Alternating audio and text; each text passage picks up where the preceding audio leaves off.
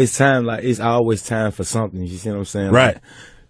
Like if we sitting here, like just say if I came to get my money. Yeah. Like I came to get my money. Yeah. So if I say it's time, what it's time for, nigga? Yeah. You know I came to get my money. Time to give me my money. Right. Like, it's time for that. So yeah. I emphasize it and made just with my lingo. The sounds of rapid, concentrated gunfire ripped through the quiet Atlanta night on March 4th, 2016. These weren't stray rounds.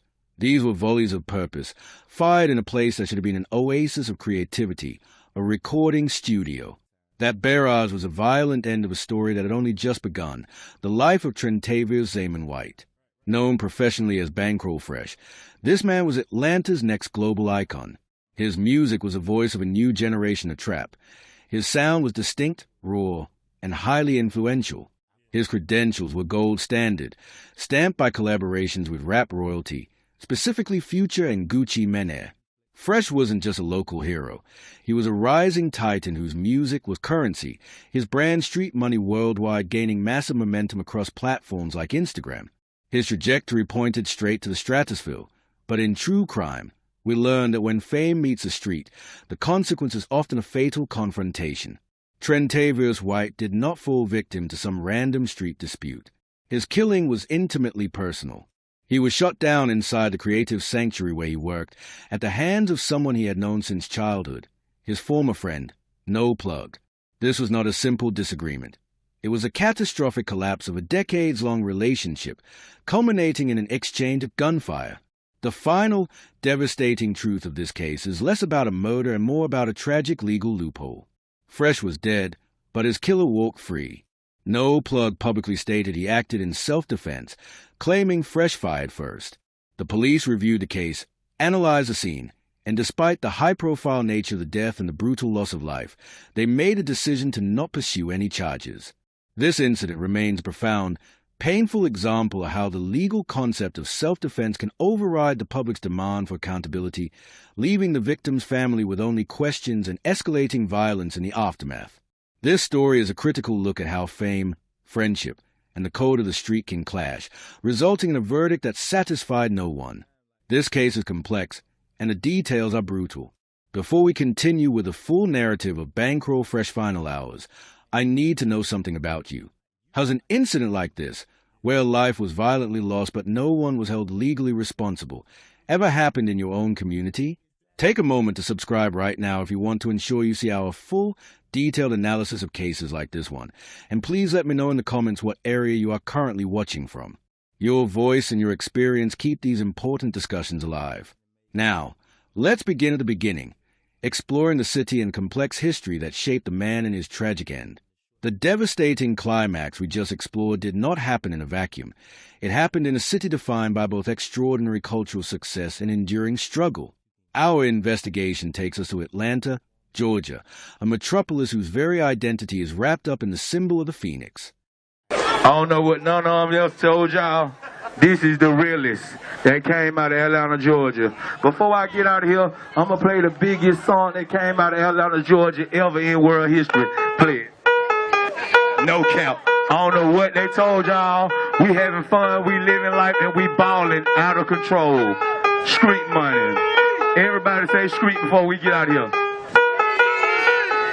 Hold on. Wait. Everybody say street. One. Street. One more time, Red. One more time. Hold up. Street. He's talking about one more time. All right, hold up. No, we gotta get it right one more time, cause my daddy came out. He don't come out to nothing. He don't come out to nothing. I haven't seen him in years. Now he here. Walked in. Let's go. Looking like a trouble when I walked in the building. That mean I got something expensive. No, my friends, they... The city rose from the literal ashes of the Civil War Reconstruction era, evolving from a critical railroad center into the vibrant, pulsating urban heart of the American South. This history of explosive growth, from a small 19th century town to a major center of finance, innovation, and, critically, music, is unparalleled. But this rapid evolution carries a heavy shadow. While Atlanta is a global entertainment powerhouse, often called the Hollywood of the South, it simultaneously battles a high violent crime rate.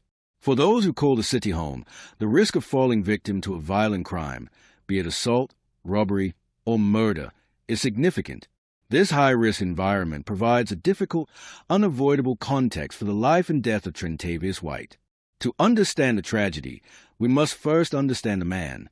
Trentavious Zaman White was born in Atlanta on August 2, 1987. Early in his artistic journey, he was known as Young Fresh, but as his artistry matured and his street reputation solidified, he became Bankroll Fresh. That name was more than a moniker, it was a statement. Fresh's appeal lay in his authenticity and his originality. He possessed a distinctive, raw flow that made him a definitive voice in modern trap music. He was an originator, not a follower, and his talent quickly attracted the most powerful figures in the industry. His list of collaborators reads like a Hall of Fame ballot. He worked closely with heavyweights like Gucci Mane and his peer, Future. He wasn't just a guest on tracks. He was actively creating hits like Hot Boy and contributing to major compilations such as 19 and Boominda. His work with producers like Michael ensured his sound was everywhere. Bankroll Fresh was also a modern entrepreneur.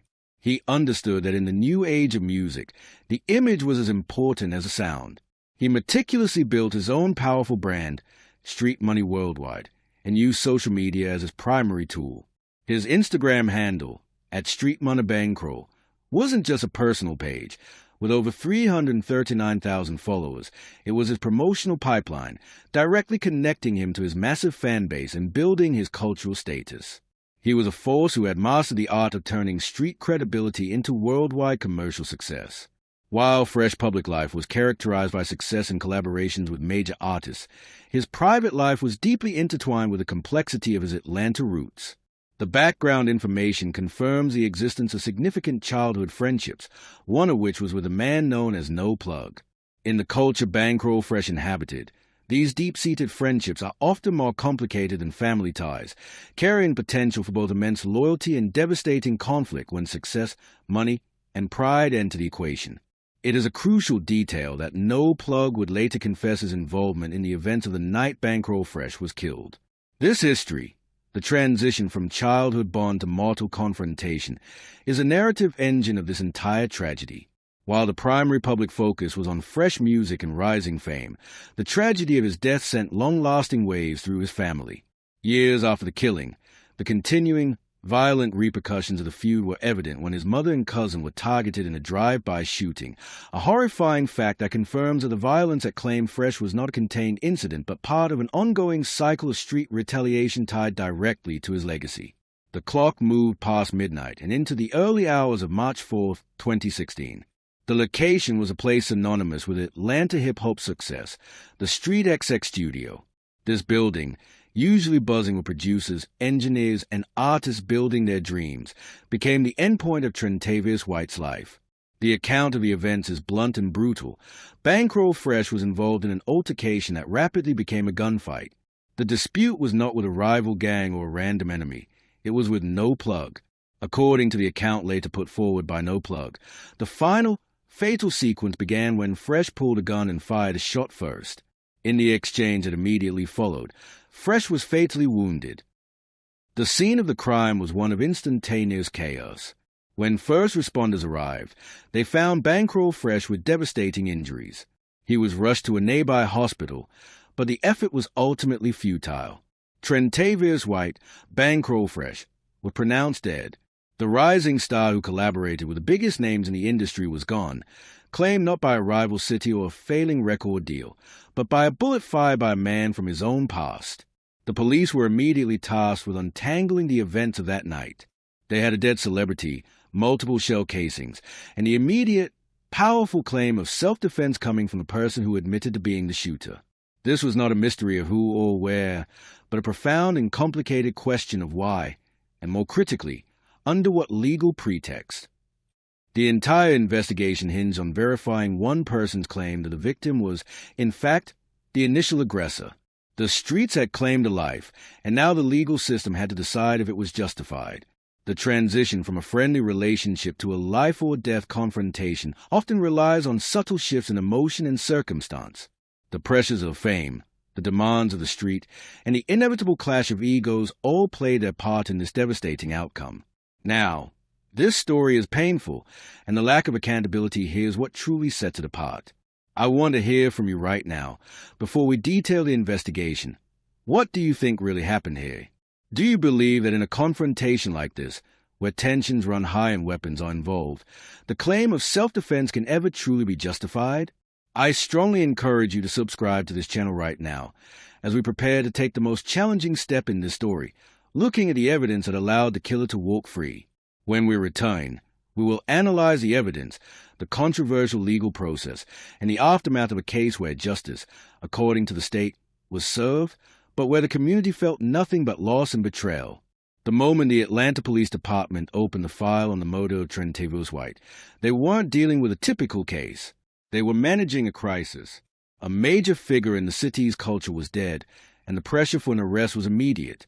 However, the path of the investigation was complicated from the very start by a pivotal, challenging factor. The shooter didn't vanish. The key figure who came forward was a victim's childhood friend, No Plug. This was not a manhunt for a mysterious killer. It was an investigation into a relationship gone explosively wrong, culminating in a fatality that No Plug freely admitted he was responsible for. This confession was not an admission of guilt, but a declaration of self-defense. This single legal claim immediately rerouted the entire course of justice. No Plug's account provided the narrative the police had to verify. He claimed the conflict with Bankroll Fresh had been simmering for a long time. The confrontation outside the studio was the final meeting, and according to his testimony, the situation immediately escalated into a matter of life or death. No Plug asserted that Fresh was the aggressor, drawing a firearm first and initiating the gunfight. The claim was that Fresh fired the first shot, forcing No Plug to respond with deadly force to save his own life. This account was not just background noise, it was a foundation of the defense. For the police and, eventually, the district attorney's office, the investigation transformed into a meticulous effort to verify whether the physical evidence supported the legal defense. The focus shifted from identifying the killer to justifying the killing. Investigators had to work through the chaotic scene at the Street XX studio. They collected every shell casing, secured witness statements from anyone inside or near the building, and sought any evidence that could conclusively establish the sequence of fire. The state of Georgia's self-defense laws are clear. If a person reasonably believes that deadly force is necessary to prevent death or serious bodily harm to themselves, they are justified in using it. The police had to determine if No Plug's actions met that standard based on the fact that the victim, Fresh, allegedly fired first. The investigative process became a cold, clinical examination of a human feud. They were trying to piece together the truth from fragmented and biased accounts, looking for the objective truth hidden within the tragedy. The true why of the incident was not a mystery. It was a devastating combination of rivalry, ego, and the easy availability of firearms in an environment where personal conflicts are often settled with violence. Bankroll Fresh, for all his fame and success, was still operating under the codes of the street that elevated pride above all else. When that pride clashed with the pride of a lifelong friend, the result was fatal. The police spent months reviewing the evidence. The case was unique, a high-profile victim, a known shooter, and a clear self-defense claim. The pressure was enormous, but the legal standard had to be met. Did the forensic evidence, the shell casing placement, and the witness account corroborate No Plug's statement that he was reacting to being shot at? In the end, the Atlanta Police Department and the District Attorney's Office announced their controversial conclusion. They would not seek any indictments. This was the official breakthrough, or, depending on your perspective, the ultimate betrayal. The decision meant that after reviewing all available facts, the authorities were satisfied that No Plug's actions met the legal definition of justifiable homicide. The state had determined that Bankroll Fresh was the initial aggressor, and that No Plug was lawfully protecting himself. The lack of an indictment immediately fueled public skepticism and anger. Many fans and friends viewed the outcome as a failure of justice, believing that the police chose a path of least resistance rather than confronting potential for a trial that would expose the dark underbelly of the Atlanta music scene. This conclusion marked the final, pivotal turn in the story. The investigation ended not with the clank of jail doors, but with a statement that essentially cleared the man who confessed to pulling the trigger. The case was legally over, but for the family and the fans of Bankroll Fresh, the grief and the desire for retribution were only just beginning to take root. The street code that orchestrated the deadly confrontation would soon demand its payment. The lack of any indictment in the killing of Trentavious White, Bankroll Fresh, closed the book on the case for the Atlanta Police Department, but it ripped open a deeper wound for the community and for the victim's family. The decision stood. Legally, the death was classified as justifiable homicide. The state had made its final judgment. Yet, in the world Bankroll Fresh inhabited, a legal ruling does not equate to the end of conflict. The tragic consequences of the street feud did not conclude with a police review. In fact, the violence only mutated and intensified. In the years following Fresh murder, the ongoing animosity connected to the incident escalated into the most terrifying form of retaliation. The grim evidence of this cycle came when Bankroll Fresh mother and cousin were targeted in a drive-by shooting. This harrowing detail confirms that the deadly pressures that claimed the rapper's life were far from over.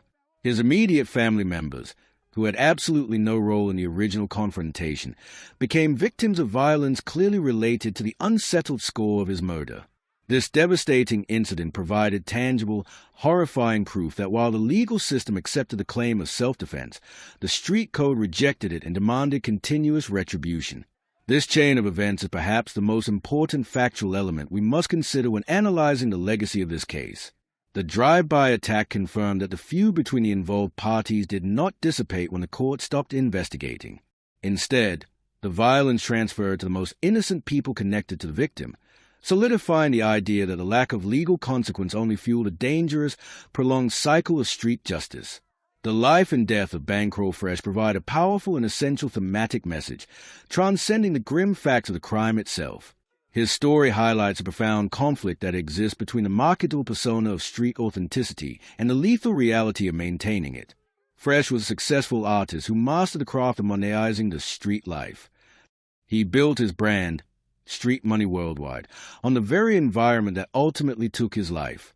The message here is clear. The same conditions that create the art can, in an instant, destroy the artist. The ultimate value derived from this story is a cautionary insight into the price of unchecked ego and conflict in an armed environment. The legal system, designed to protect life, was forced to accept a claim of self-defense based on one man's assertion that he was attacked first.